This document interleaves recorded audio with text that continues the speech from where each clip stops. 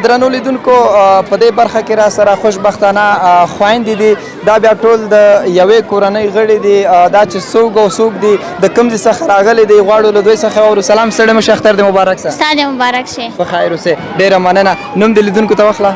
زما نوم کلثوم د پلار مې نور محمد او د پکتیا ولایت اوسېدونکی یم.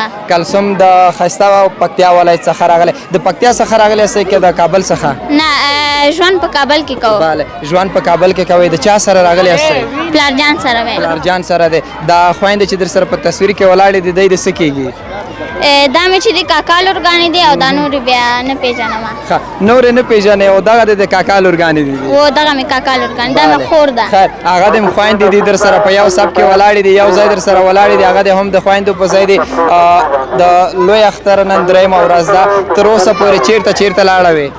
تر اوسه پورې د موږ د کور خواته هم پارکونه شته هلته هم موږ چکر ته لاړو خو دا نور ورځې بیا موزګاره نه وو. نن دلته ځاځي پارک ته راغللو پلارجان سره. نن چې د ځاځي پارک ته راغلې یاستئ څونه د خوښۍ احساس لرئ چې دغلته ماشومان وینئ خپلې همزولې وینئ څونه خوښئ؟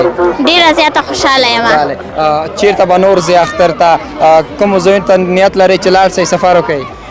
غواړم چې قرغې ته لاړه شم او پغمان ته لاړه شم. پغمان او قرغې ته تر اوسه پورې تللې؟ نه. یعنې نیت لرئ له خیر سره چې په دې اختر کې ولاړه سئ؟ بله. نجونې یا د خویندې طبقې اختری ډېر ټولئ. تاسو تر اوسه پورې اختری ټول کړی که نه؟ څونه مو ټول کړی دی؟ 500 روپۍ مې ټولې کړلې. 500 افغانۍ دې ټولې کړلې. څه دې کړلې د خپل په خویندو دې مصرف کړې که نه پرېښې دې دي؟ نه تر اوسه مې پرېښې دي. بله دلته در باندې چا مصرف وکړ؟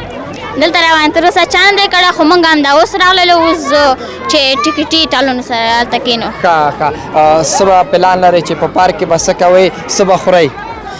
غواړم چې یو آیسکریمونه هم ځان ته واخلو او نور دغه هم لرم. مکتب ته مدرسې ته ځئ که نه ځئ؟ مکتب ته ځم د شپږم صنف څخه فارغه یم. خپلو همزولو ته د خپل همسندانو ته د پیغام څه دی؟